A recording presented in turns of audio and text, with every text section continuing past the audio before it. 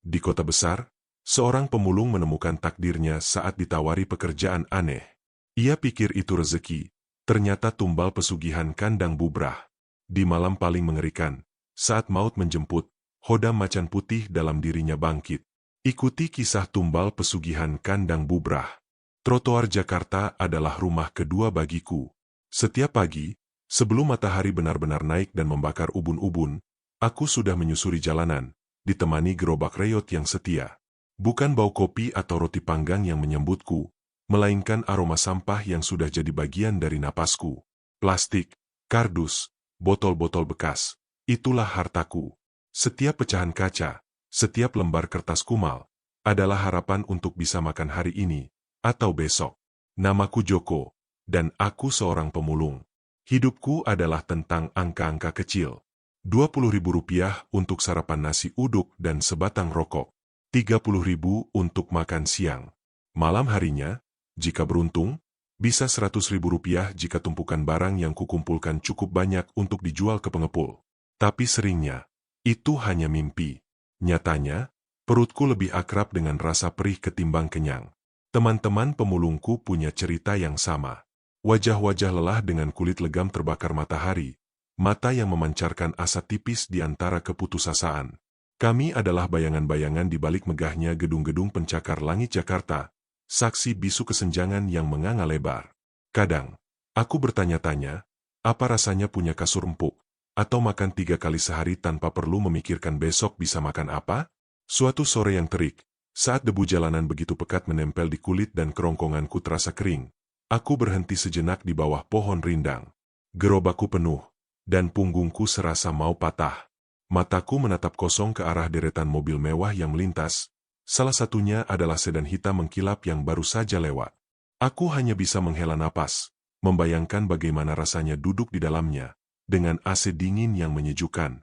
Namun, yang terjadi selanjutnya membuat jantungku berdetak tak karuan. Sedan hitam itu, yang tadi sudah melaju, tiba-tiba mengerem mendadak dan mundur perlahan, berhenti tepat di sampingku. Kaca jendela depannya sedikit terbuka.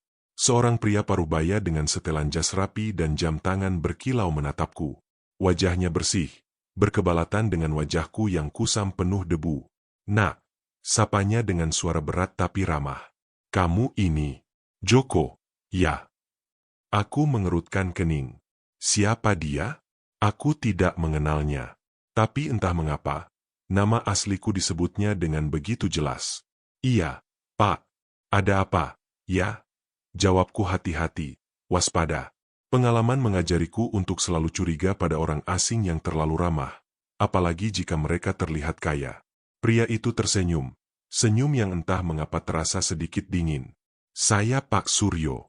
Saya dapat informasi dari kenalan kalau kamu anak yang rajin dan bisa dipercaya." Aku makin bingung. Rajin? Bisa dipercaya? Siapa kenalannya? Aku hanya pemulung. Siapa pula yang akan merekomendasikan kepada seorang pria sekelas dia? "Saya punya tawaran pekerjaan untukmu," lanjut Pak Suryo. Nadanya santai seolah sedang menawarkan sebungkus rokok. "Saya butuh penjaga gudang beras di kampung halaman saya, di Jawa Tengah. Gajinya lumayan besar. Jauh lebih besar dari yang kamu dapatkan di sini." Mataku membelalak. Gudang beras? Jawa Tengah? Dan gaji besar? Otakku langsung menghitung. Rp100.000 per hari adalah impian. Bayangkan jika itu menjadi gaji bulanan.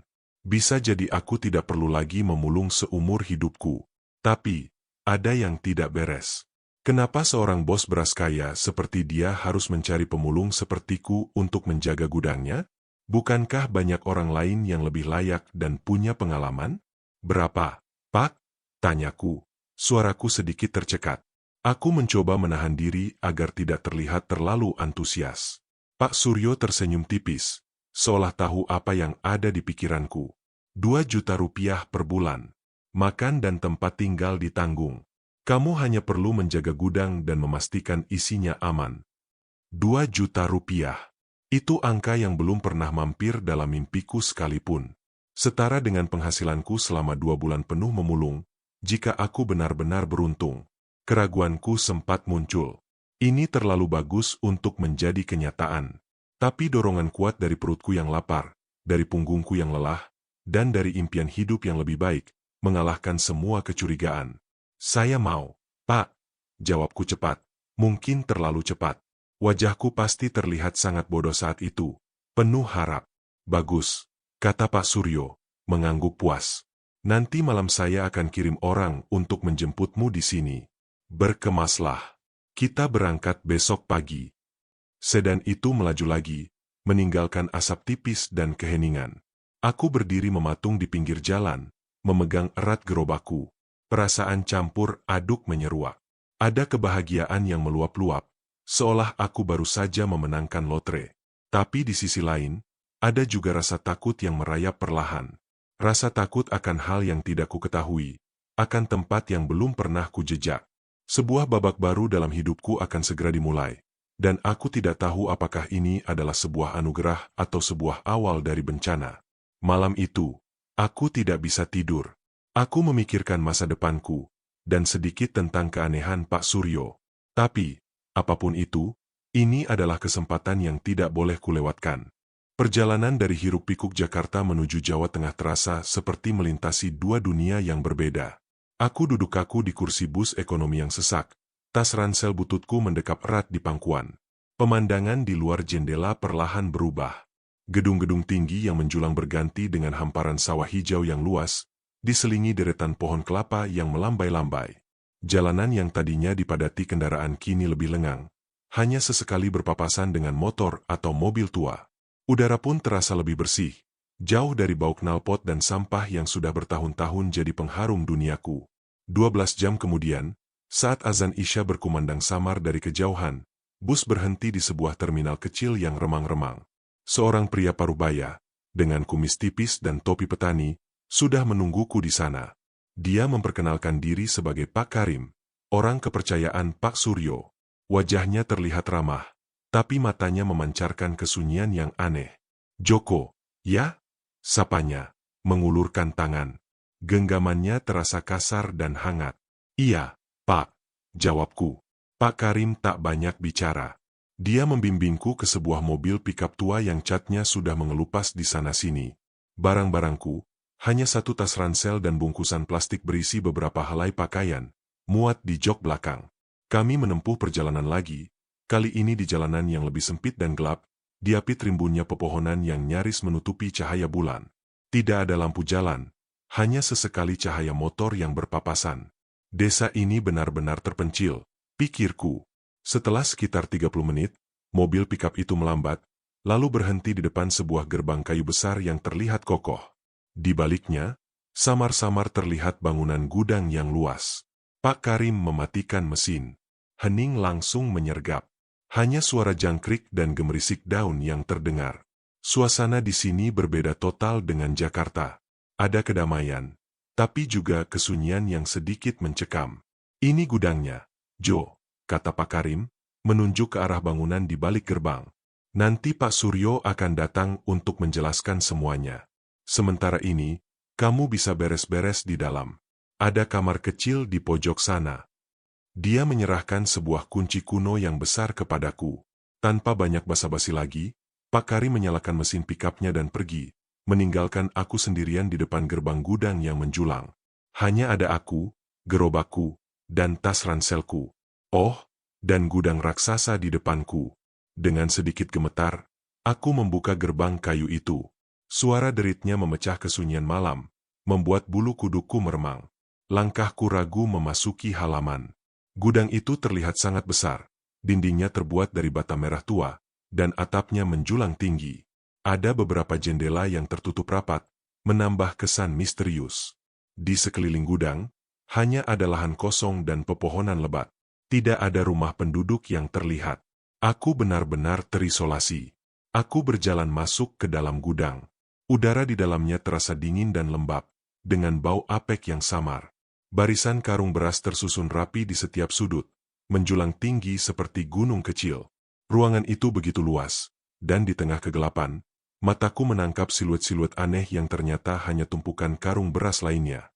Pencahayaan di dalam gudang sangat minim, hanya ada 1-2 lampu bohlam yang redup.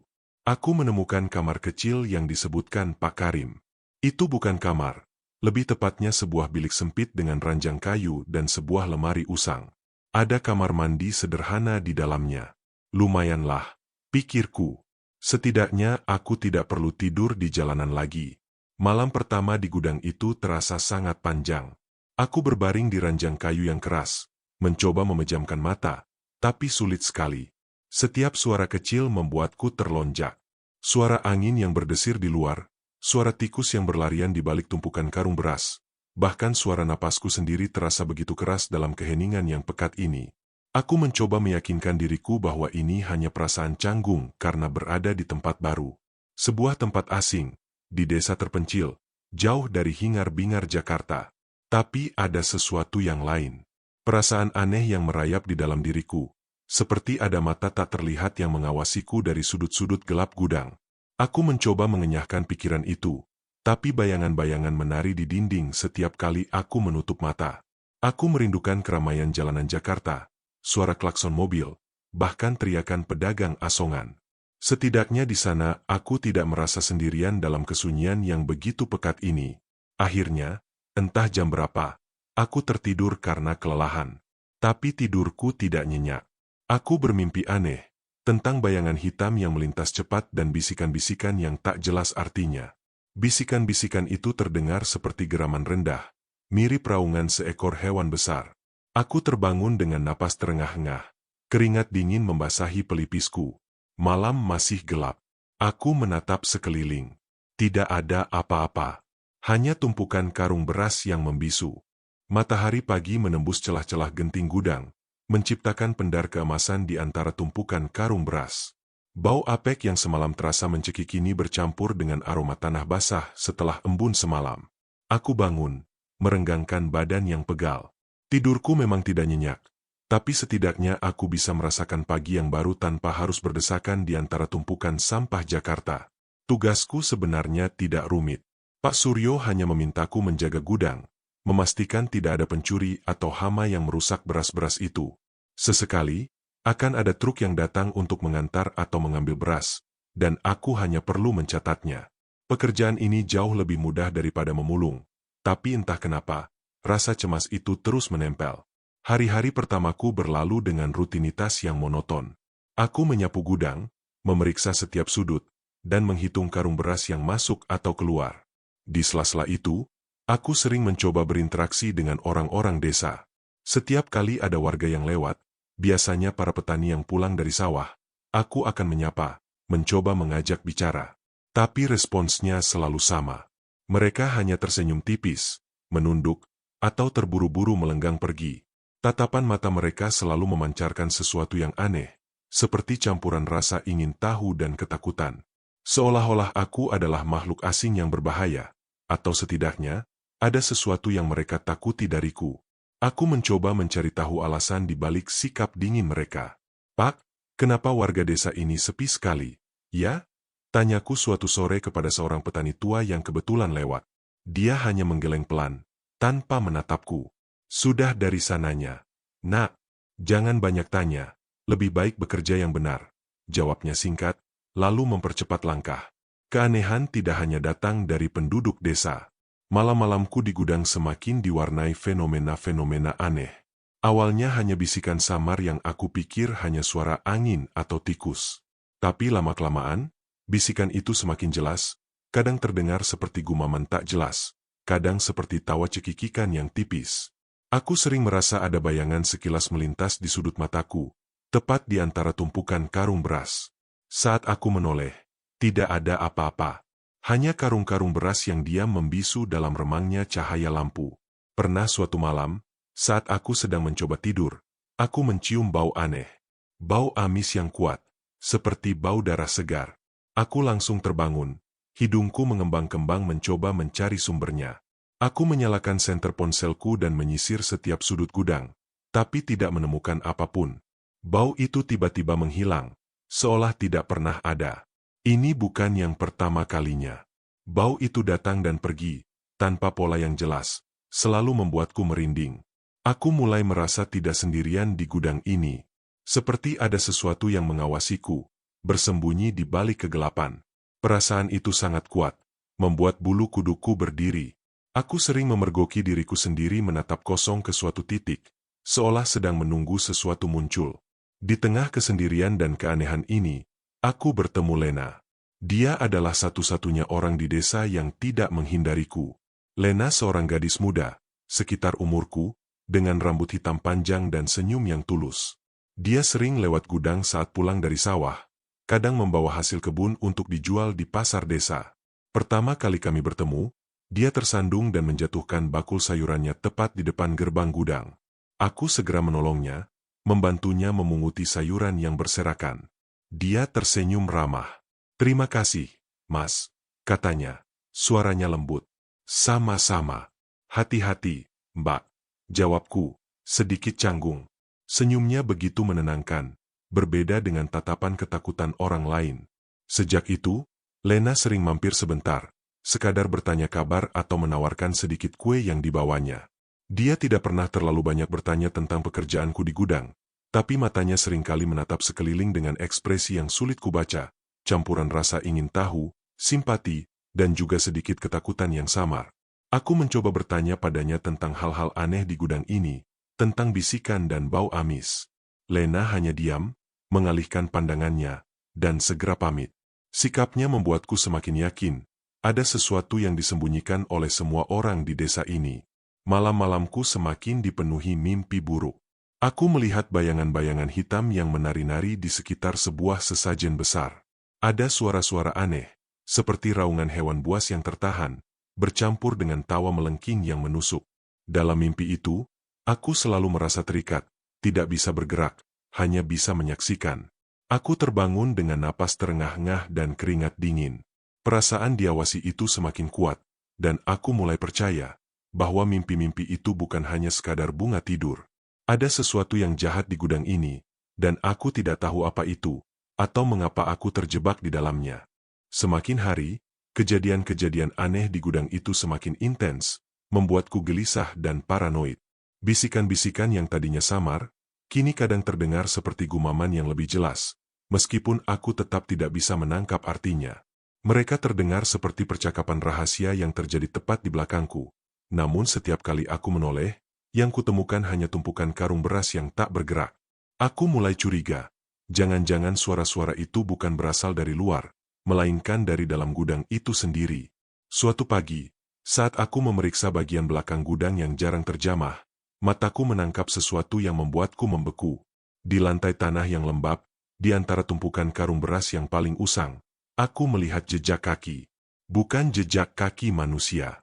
Ini adalah jejak kaki besar, menyerupai tapak hewan buas, dengan cakar-cakar yang jelas tercetak di tanah. Ukurannya jauh lebih besar dari kaki anjing atau kucing. Ini lebih mirip jejak harimau. Mungkin? Jantungku berdebar kencang. Bagaimana mungkin ada jejak hewan sebesar ini di dalam gudang yang tertutup rapat? Aku mengikuti jejak itu perlahan, senter ponselku menerangi setiap tapak. Jejak itu mengarah ke sebuah sudut gelap, di mana ada celah kecil di dinding yang entah bagaimana bisa terbuka. Celah itu terlalu kecil untuk dimasuki manusia, tapi mungkin cukup besar untuk hewan. Aku memeriksa celah itu, tidak ada yang aneh, hanya kegelapan yang pekat. Aku mencoba mencari jejak lain di luar, di sekitar gudang, tapi tidak menemukan apa-apa. Seolah jejak itu muncul begitu saja di dalam gudang, dan menghilang tanpa bekas. Tidak hanya jejak kaki. Bau amis darah yang sudah beberapa kali kucium kini semakin sering muncul. Terkadang, bau itu begitu menyengat, membuatku mual dan pusing. Aku pernah terbangun di tengah malam karena bau itu memenuhi kamarku. Aku yakin itu bau darah segar. Aku mencarinya, mengikuti aroma yang menyesakkan hidung, dan menemukan genangan kecil cairan merah gelap di dekat pintu masuk gudang. Warnanya pekat, dan saat aku menyentuhnya, teksturnya lengket. Ini darah. Aku yakin 100%. Tapi darah apa? Dan dari mana asalnya? Tidak ada luka di tubuhku, dan tidak ada hewan mati di sekitar sana. Genangan itu hilang di pagi harinya, seolah dihisap oleh tanah. Kejadian-kejadian kecil lainnya juga mulai mengikis kewarasanku. Barang-barang pribadi milikku sering berpindah tempat. Sikat gigiku yang kusimpan di kamar mandi, tiba-tiba kutemukan di dekat karung beras. Korek apiku yang selalu kuselipkan di saku celana, Entah bagaimana bisa ada di atas meja. Ini bukan ulah tikus, karena letaknya terlalu rapi. Rasanya seperti ada seseorang, atau sesuatu, yang bermain-main denganku, ingin memberitahuku bahwa aku tidak sendirian. Puncaknya adalah ketika aku mulai melihatnya. Penampakan. Pertama kali, itu hanya bayangan hitam yang melintas cepat di antara tumpukan karung beras saat aku sedang merapikan gudang di siang hari. Sekilas, seperti bayangan manusia, tapi bergerak terlalu cepat dan terlalu gelap. Aku mengira mataku salah lihat karena kelelahan. Tapi itu terjadi lagi. Kali ini, saat aku sedang mengecek salah satu pintu samping, aku mendengar suara tawa cekikikan yang tipis, seperti suara anak kecil, datang dari balik tumpukan karung di pojok. Saat aku menoleh, aku melihatnya. Sepasang mata merah menyala di antara kegelapan, melotot ke arahku, diikuti seringai lebar yang mengerikan. Hanya sekejap, lalu lenyap. Seluruh tubuhku membeku. Darahku terasa dingin. Itu bukan bayangan. Itu nyata. Ada sesuatu di gudang ini, sesuatu yang bukan manusia. Ketakutan yang merayap perlahan sejak awal kini berubah menjadi teror yang mencekik. Aku ingin lari, menjerit, kembali ke Jakarta, kembali ke bau sampah yang kumal tapi aman. Tapi kemana? Aku sudah terlanjur menerima uang muka dari Pak Suryo, dan aku tidak punya tempat tujuan lain. Malam itu, aku tidak bisa tidur sama sekali. Aku duduk di ranjangku, memeluk lutut, dengan mata terpejam rapat. Setiap suara kecil membuatku terlonjak.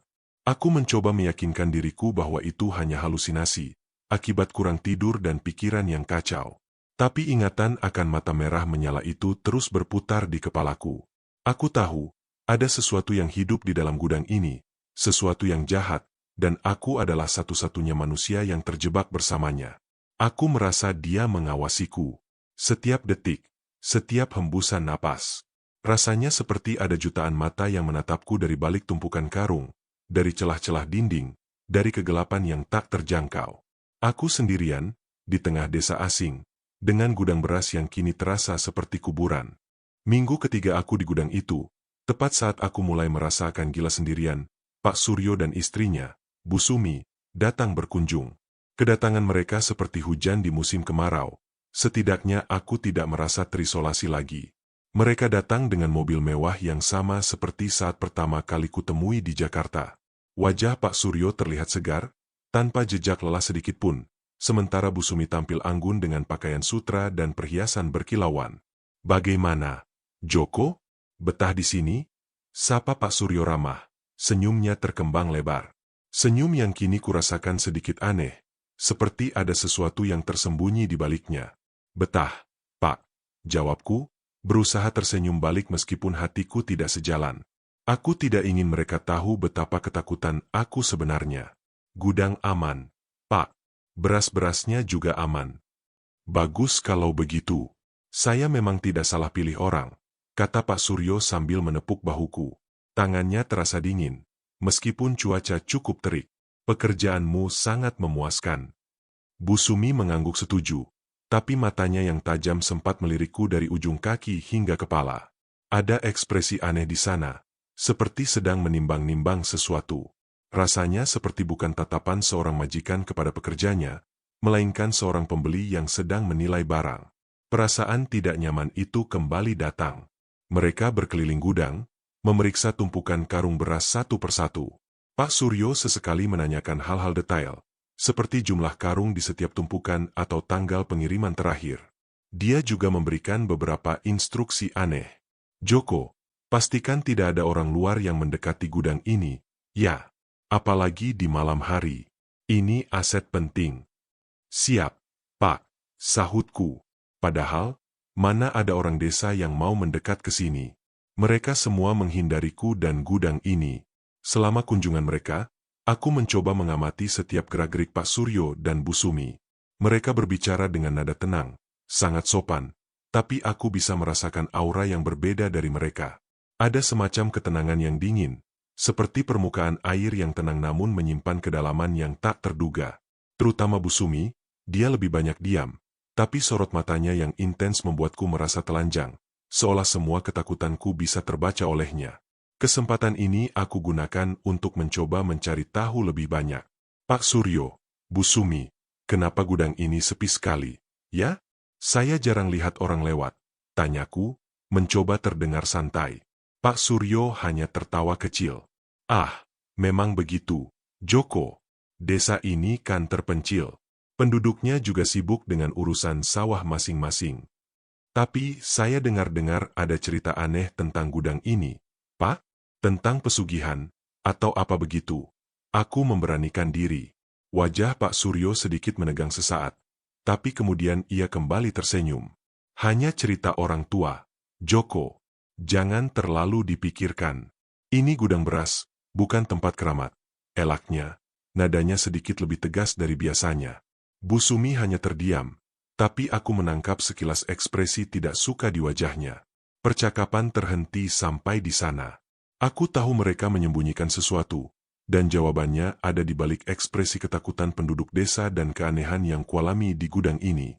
Rasa takutku bercampur dengan rasa penasaran yang membara. Aku tidak bisa berhenti begitu saja.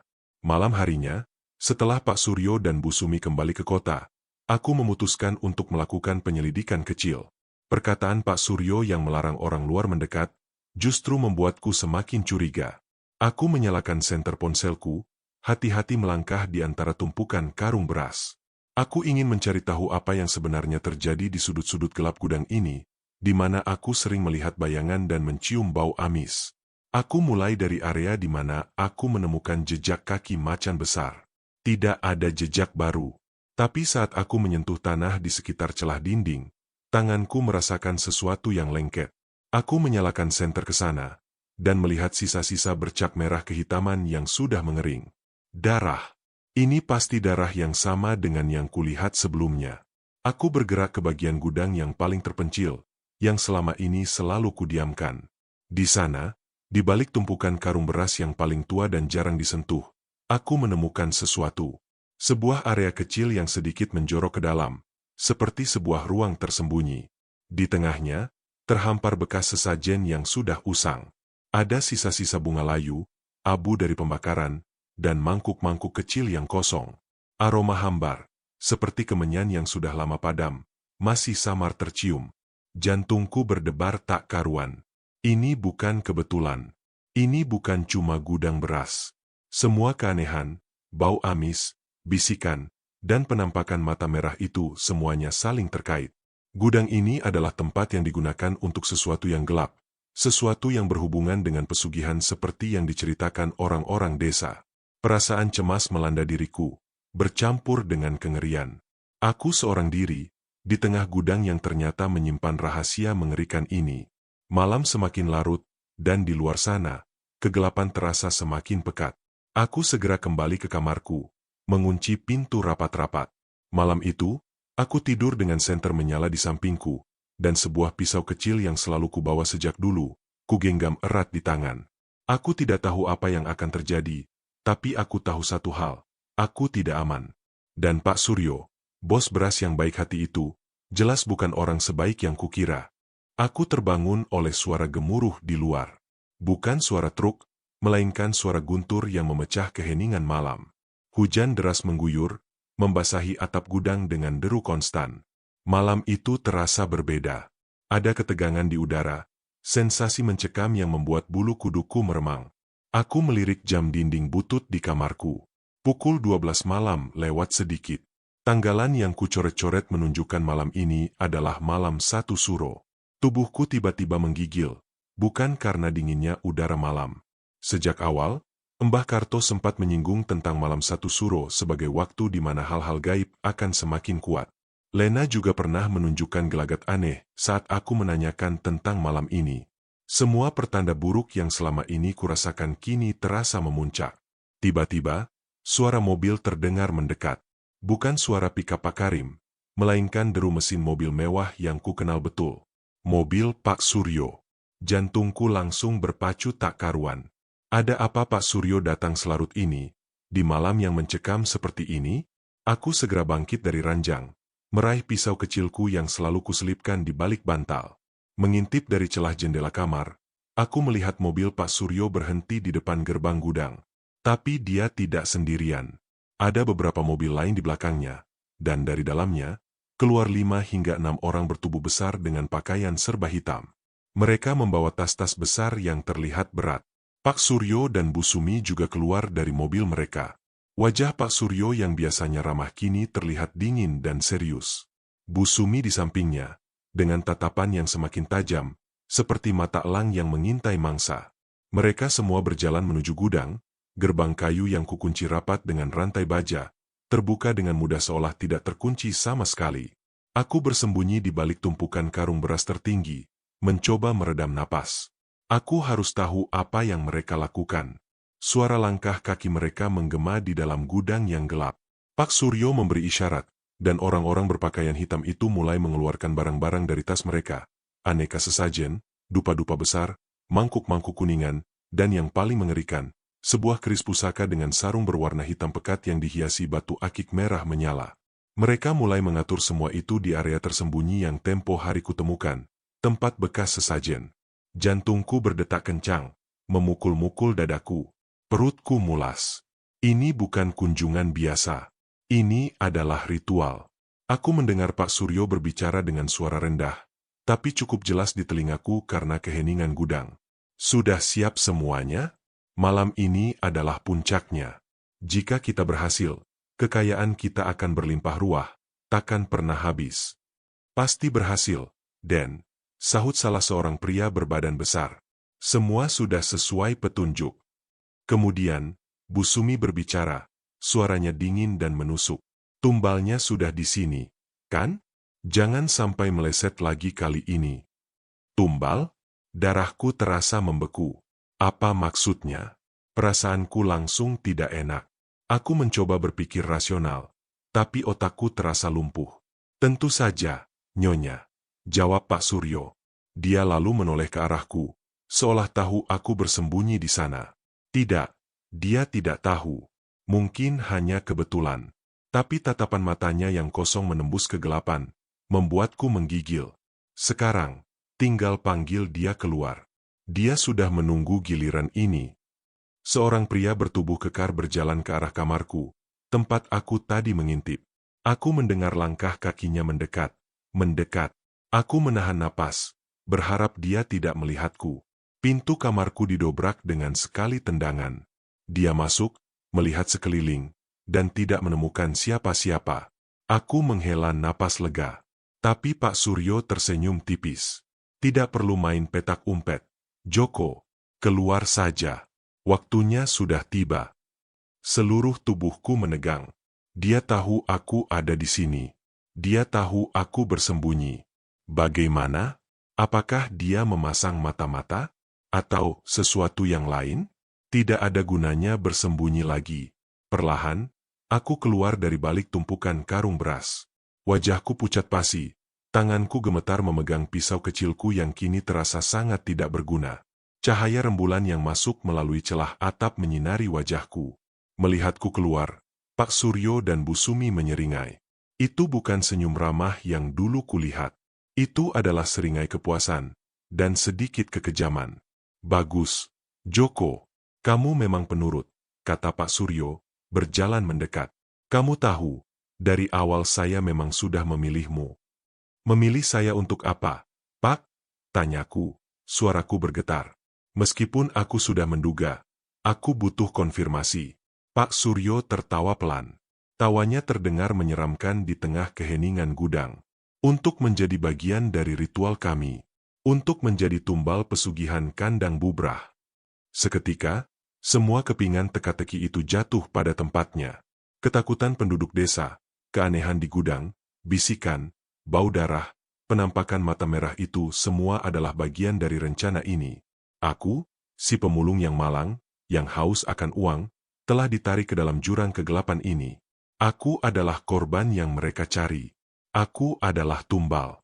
Dua orang pria berbaju hitam langsung menerjangku. Aku berusaha melawan, mencakar, menendang, tapi kekuatanku tidak sebanding dengan mereka. Pisau kecilku direbut dengan mudah.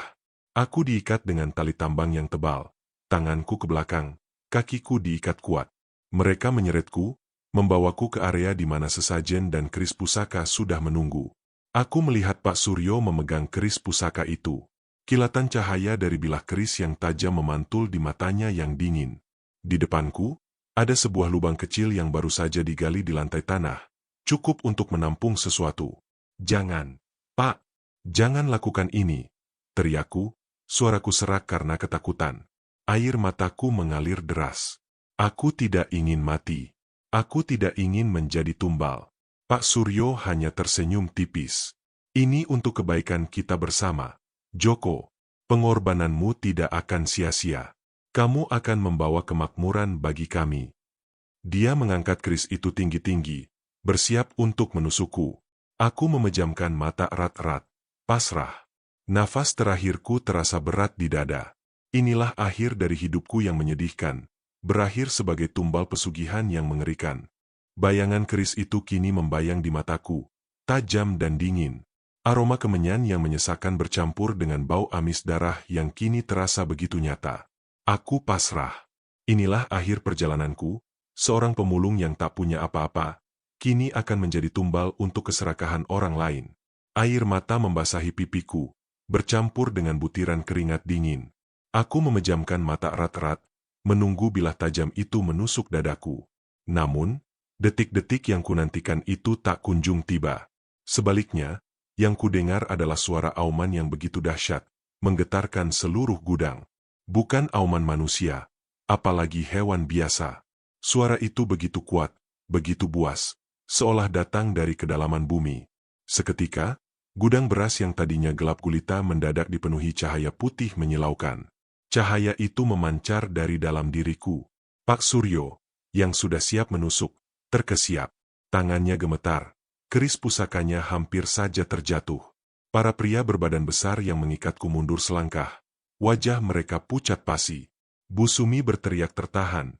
Matanya membelalak ketakutan.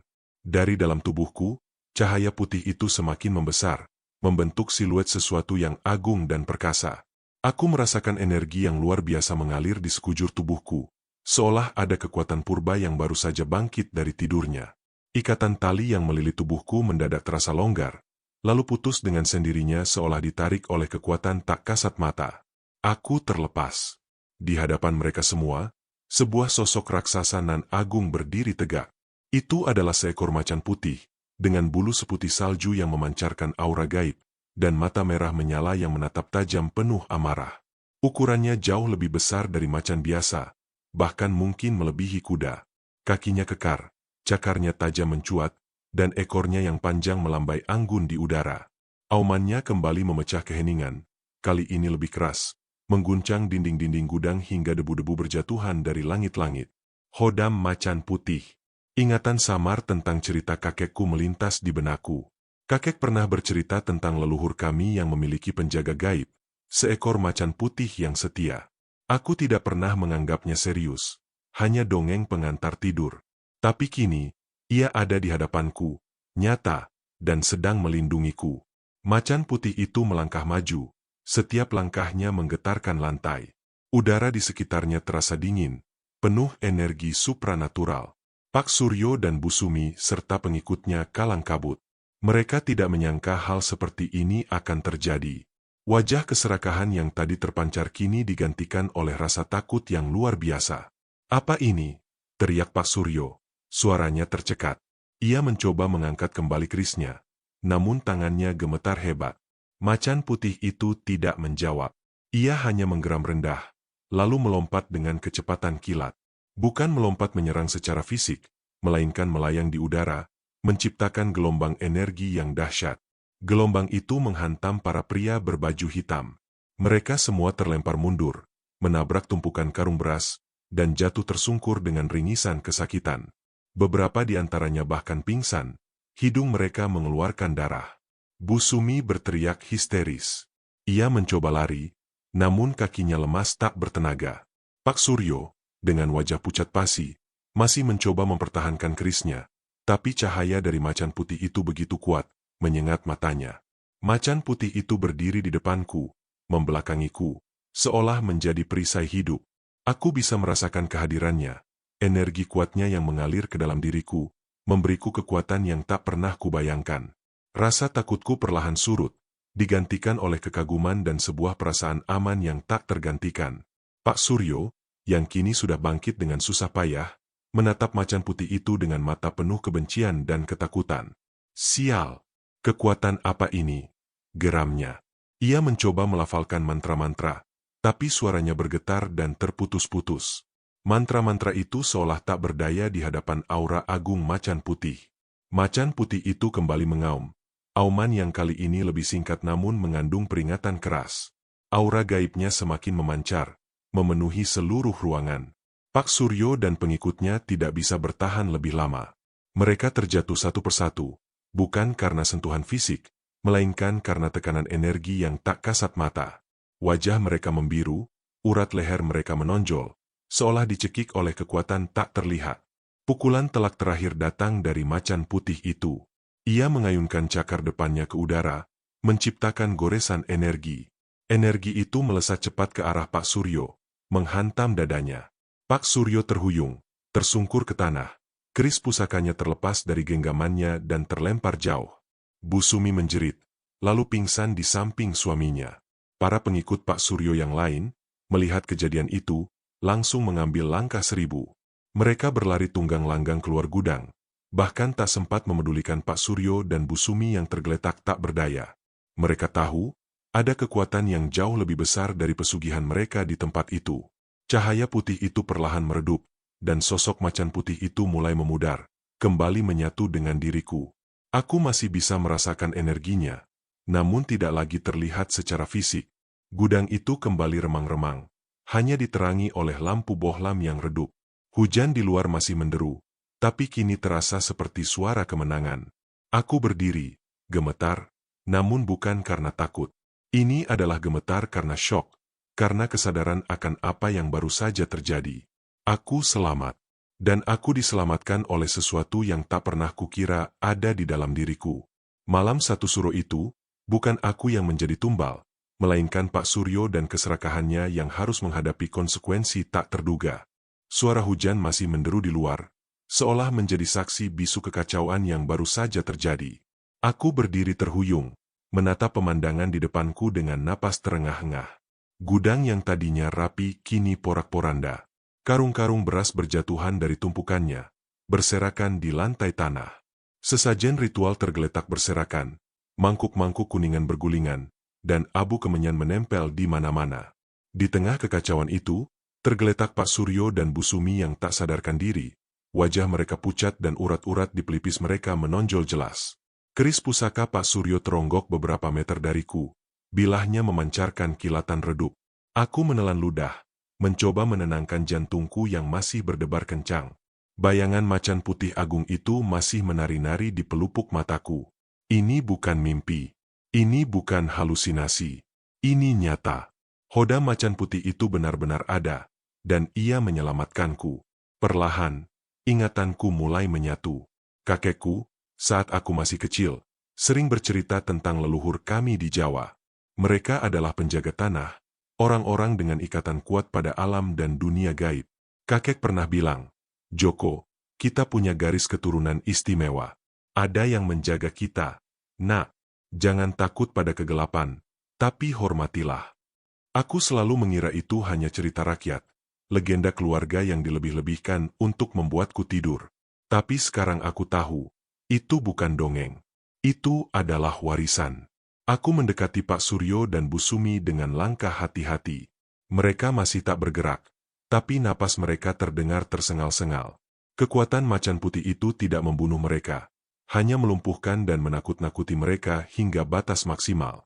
Kebencian dan keserakahan yang terpancar dari wajah mereka tadi, kini tergantikan oleh ekspresi ketakutan yang mendalam, bahkan dalam pingsan sekalipun. Aku berjongkok di samping Pak Suryo, mencoba memahami. Kandang bubrah, bisikku pada diriku sendiri. Apa sebenarnya pesugihan itu? Dan mengapa harus aku yang menjadi tumbal? Tiba-tiba, Pak Suryo terbatu keras, matanya perlahan terbuka. Tatapannya kosong, seperti orang yang baru saja melihat neraka. Ia menatapku, lalu ke sekeliling gudang yang hancur, dan akhirnya berhenti pada kerisnya yang tergeletak. Tidak mungkin, gumamnya. Suaranya parau dan gemetar. Ritual itu tidak mungkin gagal. Kenapa Bapak melakukan ini? Tanyaku. Suaraku terdengar lebih mantap dari yang kukira. Kenapa saya? Pak Suryo mencoba bangkit, tapi tubuhnya lemas. Ia akhirnya hanya bisa bersandar pada tumpukan karung beras. Pandangannya nanar. Kandang bubrah, butuh tumbal. Tumbal manusia. Untuk kekayaan yang takkan habis. Saya butuh itu. Bisnis saya goyah. Suaranya putus-putus. Seolah jiwanya sudah terkuras habis. Bu Sumi juga mulai sadar. Matanya yang merah menatapku dengan kebencian yang masih tersisa, bercampur rasa takut. Kau menghancurkan semuanya. Seluruh usaha kami. Aku tidak peduli dengan usaha mereka. Aku hanya tahu mereka hampir membunuhku. Ada apa dengan macan putih itu? Pak, desaku. Apa itu? Pak Suryo menutup mata, seolah terlalu lelah untuk menjawab. Itu penjaga dari garis keturunanmu. Penjaga yang seharusnya sudah punah, sudah lama tidak muncul. Ia terbatuk lagi, darah keluar dari sudut bibirnya. Kekuatan gaib macan putih itu mungkin tidak membunuh mereka secara fisik, tapi dampaknya pada batin dan tubuh mereka sangat besar. Aku tidak tahu harus berbuat apa. Melaporkan mereka ke polisi? Dengan cerita tentang hoda macan putih dan pesugihan? Siapa yang akan percaya? Tapi membiarkan mereka lolos begitu saja? Tidak, aku tidak bisa. Pikiranku berputar cepat. Sejak awal, aku hanya seorang pemulung. Hidupku adalah tentang bertahan. Tapi sekarang, aku tahu aku memiliki sesuatu yang lebih. Sebuah kekuatan, sebuah warisan, yang baru saja menyelamatkanku dari kematian. Ini bukan hanya tentang menyelamatkan diriku sendiri. Ini tentang menghentikan kejahatan yang mereka lakukan. Saat aku sedang berpikir, suara sirene mobil polisi samar-samar terdengar dari kejauhan. Pak Suryo dan Bu Sumi langsung terkesiap. Wajah mereka yang tadinya pucat kini memerah panik. Sepertinya, seseorang dari desa berhasil memanggil bantuan. Mungkin Lena, atau Mbah Karto. Sial, kita harus pergi, teriak Bu Sumi, mencoba menyeret Pak Suryo. Dengan sisa tenaga, Pak Suryo berhasil berdiri. Mereka terpincang-pincang, berusaha keluar dari gudang yang hancur. Aku membiarkan mereka. Aku tidak perlu membalas dendam dengan tanganku sendiri. Hukum akan mengambil alih. Dan yang lebih penting, kebenaran tentang diri mereka, tentang pesugihan kandang bubrah, kini terkuak di hadapanku. Saat mereka menghilang di balik kegelapan malam yang diguyur hujan, aku hanya bisa berdiri di tengah gudang yang berantakan. Napas hoda macan putih masih terasa di dalam diriku, sebuah energi yang kini menjadi bagian dari diriku. Aku, Joko, seorang pemulung, kini bukan lagi orang yang sama. Aku adalah pewaris sebuah kekuatan, dan malam ini, di tengah kehancuran ini, aku telah menemukan diriku yang sebenarnya. Ini adalah akhir dari sebuah teror, tapi juga awal dari perjalanan baru yang tak ku ketahui akan membawaku kemana. Pagi datang dengan perlahan, membawa serta embun yang membasahi runtuhan di dalam gudang. Suara sirene polisi dan beberapa mobil desa yang berdatangan memecah kesunyian yang mencekam. Aku masih berdiri di tengah gudang yang porak-poranda, seperti patung. Tubuhku terasa remuk redam, bukan hanya karena ketegangan semalam, tapi juga karena efek samping dari bangkitnya kekuatan besar di dalam diriku. Ada rasa lelah yang luar biasa, tapi juga sensasi baru, seperti ada energi tak kasat mata yang kini mengalir dalam setiap nadiku. Joko! Aku menoleh. Lena berlari ke arahku, wajahnya penuh kekhawatiran. Di belakangnya, Mbah Karto melangkah perlahan, matanya yang tua menatapku dengan campuran terkejut, lega, dan sebuah pemahaman yang mendalam. Lena langsung memelukku erat, tangannya gemetar. Mas Joko tidak apa-apa? Kami dengar semuanya, suara auman itu dan gudang ini. Ia menunjuk ke sekeliling, matanya berkaca-kaca. Pak Suryo dan Bu Sumi, mereka sudah dibawa polisi. Aku mengangguk pelan, mencoba menenangkan diriku dan Lena. Aku tidak apa-apa, Lena. Aku selamat. Kata, selamat, itu terasa begitu ajaib di lidahku. Mbah Karto mendekat, menatapku lurus. Kerutan di wajahnya semakin dalam, namun sorot matanya tajam. Jadi, kau memang pewarisnya, Nak, ujarnya pelan, suaranya syarat makna. Kukira garis itu sudah putus. Tapi takdir memang tak bisa dihindari. Aku menatap Mbah Karto, menunggu penjelasannya. Aku tahu, hanya dia yang bisa memberiku jawaban atas segala keganjilan ini. Apa maksud Mbah? Tanyaku, suaraku masih sedikit serak. Mbah Karto menghela napas panjang. Keluargamu, Joko leluhurmu di sini adalah penjaga. Mereka adalah orang-orang pilihan yang dianugerahi Hoda Macan Putih untuk menjaga keseimbangan, melawan kegelapan, melindungi tanah ini dari kejahatan. Tapi seiring waktu, kekuatannya melemah, dan Hodam itu tertidur dalam darah keturunannya. Aku tidak menyangka akan melihatnya bangkit lagi di zaman sekarang. Jadi, ini bukan kebetulan. Ini adalah warisan. Aku, seorang pemulung dari Jakarta, ternyata adalah pewaris sebuah kekuatan gaib yang besar. Otakku berusaha mencerna semua informasi ini. Selama ini aku hanya tahu tentang sampah, tentang perjuangan hidup. Kini, tiba-tiba aku diberitahu bahwa aku adalah keturunan penjaga. Rasanya seperti kisah di film-film, tapi ini nyata.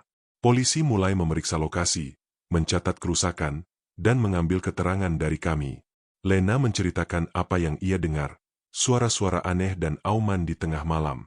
Mbah Karto berbicara dengan lebih bijak, menjelaskan tentang keresahan di desa yang sudah lama terjadi, tanpa menyebutkan detail tentang pesugihan secara langsung agar tidak menimbulkan kepanikan massal. Sementara itu, aku memilih untuk diam tentang detail macan putih itu. Aku tahu mereka tidak akan percaya. Lagi pula, ini adalah urusan yang lebih besar dari sekadar laporan polisi biasa. Setelah polisi pergi, gudang itu ditinggalkan dalam kondisi mengenaskan. Pak Suryo dan Bu Sumi dibawa pergi, mungkin akan menghadapi hukuman yang setimpal. Tapi aku tahu, masalahnya tidak sesederhana itu. Kekuatan jahat yang mereka panggil, pesugihan kandang bubrah, itu tidak akan hilang begitu saja hanya karena pelakunya tertangkap. Mbah Karto mengajakku ke rumahnya, sebuah gubuk sederhana di tepi desa. Di sana, ia menceritakan lebih banyak. Pesugihan kandang bubrah itu sangat keji. Nah, ia membutuhkan tumbal manusia secara berkala agar kekayaan pelaku tidak pernah surut. Dan gudang itu dulu adalah tempat yang sering digunakan untuk ritual gelap semacam itu. Konon, dibangun di atas makam kuno. Tiba-tiba, semua potongan puzzle itu terasa pas. Bau amis darah, jejak kaki hewan besar, bisikan-bisikan, dan mata merah yang kulihat, itu semua adalah sisa-sisa ritual dan makhluk yang terlibat di dalamnya. Pak Suryo dan Bu Sumi hanya melanjutkan tradisi gelap yang sudah ada. Mbah Karto menatapku serius. Kini, setelah Hodamu bangkit, kau punya pilihan, Joko. Kau bisa lari, kembali ke hidupmu yang dulu, dan melupakan semua ini. Atau, kau bisa menerima takdirmu, dan menggunakan kekuatan ini untuk menghentikan kejahatan yang masih mengancam desa ini. Pilihan itu terasa sangat berat. Kembali ke Jakarta? Kembali menjadi pemulung? Setelah semua ini, setelah aku tahu siapa diriku sebenarnya, setelah merasakan kekuatan besar itu, rasanya mustahil.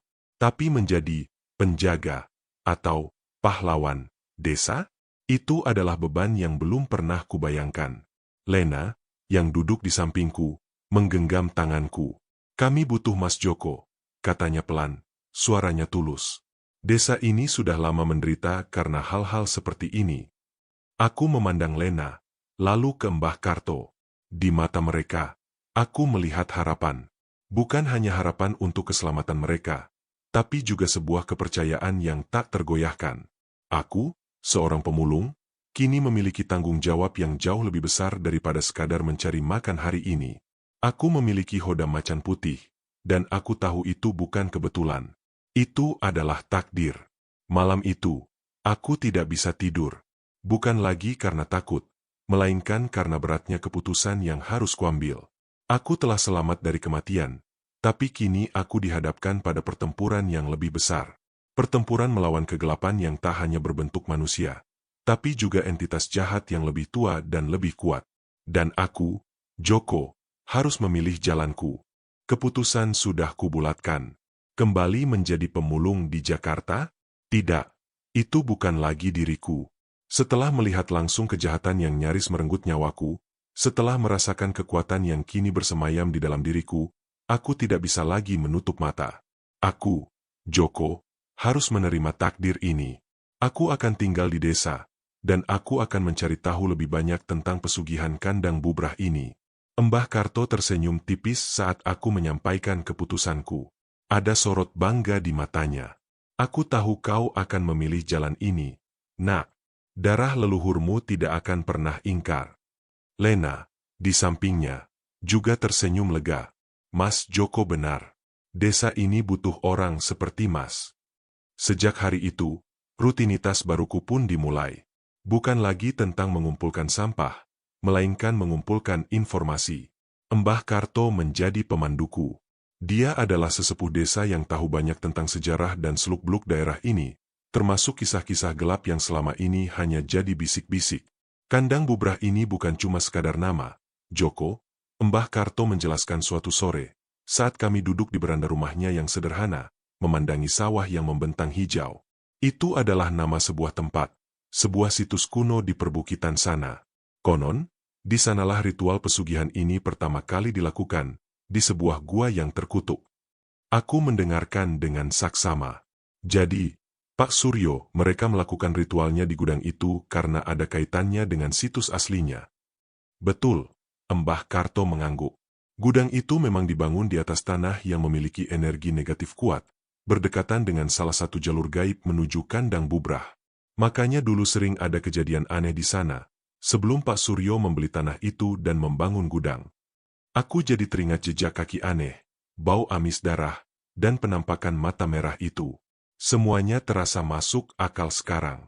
Itu adalah jejak dari entitas yang dipanggil selama ritual, atau mungkin penjaga gaib yang terkait dengan tempat itu. Penyelidikan kami dimulai dengan Pak Suryo. Meskipun dia dan Bu Sumi sudah ditahan polisi, Mbah Karto yakin bahwa jaringan pesugihan kandang bubrah ini tidak akan berhenti begitu saja. Mereka punya banyak kaki tangan, Joko, dan kekayaan yang didapat dari tumbal itu, mereka gunakan untuk memperluas pengaruhnya. Kami mulai mengumpulkan petunjuk dari cerita-cerita lama penduduk desa, dari mereka yang berani bicara. Kami mendengar bisikan tentang orang-orang kaya yang mendadak bangkit dari kemiskinan, tentang keberuntungan yang datang tanpa sebab, dan tentang keluarga-keluarga yang tiba-tiba tertimpa musibah aneh. Semuanya seolah terkait dengan pesugihan ini. Suatu malam, saat kami sedang menyelidiki bekas rumah tua yang konon pernah ditinggali salah satu kaki tangan Pak Suryo, aku merasakan kehadiran hodamku. Sebuah energi hangat yang merambat dari dadaku. Aku menutup mata, dan dalam benakku, aku melihat bayangan samar seekor macan putih yang berdiri di sampingku. Ini adalah pertama kalinya aku merasakan koneksi yang begitu jelas dengannya. Ada apa, Joko? Tanya Lena, yang selalu menemaniku. Dia tidak bisa melihat hodam itu, tapi dia bisa merasakan perubahan energi di sekitarku. Dia memberiku petunjuk, gumamku. Aku merasakan dorongan kuat untuk pergi ke arah barat laut, menuju bukit yang lebih tinggi. Kami mengikuti petunjuk itu, menyusuri jalan setapak yang jarang dilewati. Mbah Karto berjalan di depan, mengandalkan pengetahuannya tentang hutan. Sementara aku, mengandalkan insting baru yang kini terhubung dengan hodam macan putihku. Semakin kami mendaki, udara terasa semakin dingin dan berat. Ada aura aneh yang menyelimuti area itu. Ini tempatnya, bisik Mbah Karto, menunjuk ke sebuah gua kecil yang tersembunyi di balik semak belukar tebal. Ini salah satu jalur menuju kandang bubrah. Sudah lama tidak ada yang berani mendekat kemari. Aku merasakan energi jahat yang begitu pekat memancar dari dalam gua itu. Lebih kuat dari yang kurasakan di gudang Pak Suryo. Seolah-olah, ini adalah jantung dari kegelapan yang selama ini menghantui desa. Aku tahu, ini baru permulaan. Pak Suryo mungkin sudah tertangkap, tapi akar dari kejahatan ini masih bersembunyi jauh di dalam. Aku harus menghentikannya. Aku harus melindungi desa ini. Aku melangkah masuk ke dalam gua, ditemani Lena dan Mbah Karto. Aroma tanah lembab dan bau apek bercampur dengan bau busuk yang samar, seperti bau bangkai yang membusuk. Dinginnya udara di dalam gua menusuk tulang. Dinding gua yang dipenuhi lumut terasa licin di setiap sentuhanku. Aku menyalakan senter ponselku, sinarnya menari-nari di kegelapan, menyingkap ukiran-ukiran kuno di dinding gua yang terlihat seperti simbol-simbol aneh. Hati-hati, nak. Jangan sampai tersentuh ukiran itu. Mbah Karto mengingatkan, suaranya pelan dan penuh kewaspadaan. Itu simbol-simbol yang digunakan untuk memanggil makhluk dari alam lain. Energi negatifnya sangat kuat. Saat kami melangkah lebih jauh ke dalam, aku merasakan kehadiran yang tidak menyenangkan. Bulu kuduku meremang. Dari dalam diriku, hodam macan putihku bereaksi. Ada gejolak energi yang terasa kuat di dadaku, seperti seekor kucing besar yang siap menerkam. Itu adalah tanda bahaya. Tiba-tiba, dari kegelapan di depan, muncul sesosok bayangan. Bukan bayangan Pak Suryo, tapi sesosok pria kurus dengan mata cekung dan senyum menyeramkan. Dia mengenakan pakaian lusuh dan membawa sebuah tas kulit tua. Kalian datang juga rupanya, desisnya. Suaranya serak dan seperti bisikan angin. Mencari tuanmu yang tertangkap, bocah? Mbah Karto melangkah maju, tubuhnya tegang. Siapa kau? Antekan Pak Suryo. Pria itu tertawa pelan. Tawanya terdengar kering dan mengerikan. Aku ini pelayan lama kandang bubrah. Pak Suryo hanya pion kecil. Kalian pikir dengan menangkapnya, semua akan berakhir. Seketika, dia melemparkan segenggam serbuk ke arah kami. Serbuk itu menyebar di udara dan membentuk asap pekat. Mataku terasa perih, dan napasku tercekat. Aku mendengar Lena terbatuk-batuk di belakangku. Ini asap penjerat arwah. Jangan dihirup. Mbah Karto berteriak. Aku segera menarik Lena mundur, tapi pria itu sudah menghilang dalam asap. Lalu, dari sudut-sudut gua, muncul bayangan-bayangan lain. Bukan manusia, melainkan sosok-sosok hitam berwujud samar, seperti gumpalan asap tebal dengan mata merah menyala. Mereka melayang, mengeluarkan suara mendesis yang menyeramkan. Mereka itu budak-budak kandang bubrah, Mbah Karto menjelaskan, suaranya tegang. Makhluk yang terikat pada pesugihan ini. Hodam macan putih dalam diriku meraung. Rasa takutku menghilang, digantikan oleh keberanian dan kekuatan yang meluap. Aku melangkah maju, membiarkan energi macan putih merasukiku. Tubuhku terasa ringan, indraku menajam. Aku bisa merasakan setiap gerakan makhluk-makhluk bayangan itu. Jangan sentuh temanku, teriakku. Aku mengayunkan tanganku ke depan, dan sebuah gelombang energi tak terlihat memancar dariku, menghantam salah satu bayangan. Makhluk itu mendesis kesakitan, lalu bubar menjadi asap tipis. Pria kurus itu muncul kembali dari kegelapan, matanya melebar terkejut. Apa ini? Anak ini punya penjaga. Dia pewarisnya. Bodoh! Mbah Karto berteriak, lalu melemparkan sejenis bubuk ke arah bayangan lain. Bubuk itu menyala sesaat dan membuat bayangan itu mengerang kesakitan. Pertarungan pun pecah di dalam gua. Aku menghadapi bayangan-bayangan hitam itu, menggunakan energi hodamku untuk mengusir mereka. Setiap kali aku mengayunkan tangan atau melangkah maju, aura macan putih menguar dariku, melukai makhluk-makhluk jahat itu. Lena, meskipun ketakutan, tetap berada di belakang Mbah Karto, memberikan dukungan moral dan sesekali melemparkan batu kecil untuk mengalihkan perhatian. Pria kurus itu tampaknya adalah pemimpin para budak kandang bubrah. Dia mencoba melepaskan mantra-mantra dan serangan gaib ke arahku, tapi setiap serangannya seolah terpental oleh perisai tak terlihat yang melindungiku. Hodam macan putihku tidak hanya melindungiku, tapi juga membimbing gerakanku, membuatku lebih tangkas dan kuat. Akhirnya, setelah beberapa saat yang terasa seperti selamanya, pria kurus itu menyadari bahwa dia tidak bisa mengalahkanku. Dia mendesis marah, lalu tiba-tiba melompat ke celah sempit di ujung gua, menghilang dalam kegelapan. Bayangan-bayangan hitam itu, seolah kehilangan kendali, ikut lenyap satu persatu. Kami kehabisan napas, tapi selamat. Gua itu kembali sunyi, hanya ada suara tetesan air dari langit-langit. Aku menoleh ke arah Lena dan Mbah Karto. Mereka menatapku dengan takjub. Mas Joko, kau sungguh luar biasa, kata Lena. Matanya berkaca-kaca. Mbah Karto menghela napas lega. Kau berhasil, nak. Itu adalah kemenangan kecil, tapi ini menunjukkan kau sudah siap. Meskipun pria kurus itu lolos, kami berhasil mengumpulkan informasi penting. Di sudut gua yang tadinya dijaga ketat olehnya, kami menemukan sebuah peti kayu tua. Di dalamnya, ada beberapa dokumen kuno yang Mbah Karto yakini berisi daftar nama-nama pengikut kandang bubrah lainnya, dan juga peta menuju situs utama pesugihan itu.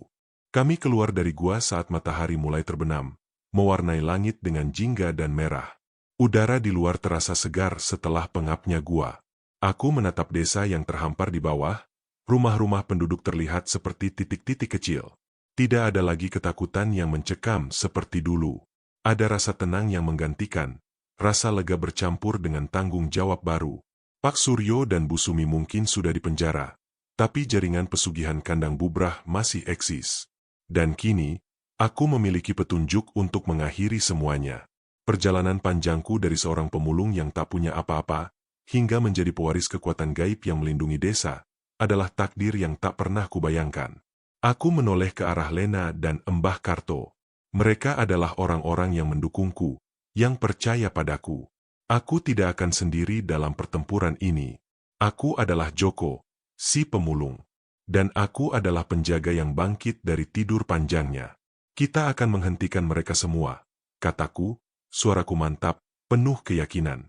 Untuk desa ini, untuk semua yang pernah menjadi korban. Embah Karto mengangguk, senyumnya bijak. Mari kita akhiri kegelapan ini, nak. Hodam macan putihku bersemayam dalam diriku, sebuah kehadiran yang kini terasa akrab dan damai. Ia bukan lagi hanya sekadar penjaga, melainkan bagian dari diriku, membimbing setiap langkahku. Aku tidak tahu apa yang akan terjadi di masa depan, seberapa berat tantangan yang menanti. Tapi satu hal yang pasti, aku tidak akan lari. Desa ini, dan orang-orangnya, kini adalah tanggung jawabku. Dan aku siap melangkah, menghadapi takdirku di bawah senja merah yang kini menyelimuti desa.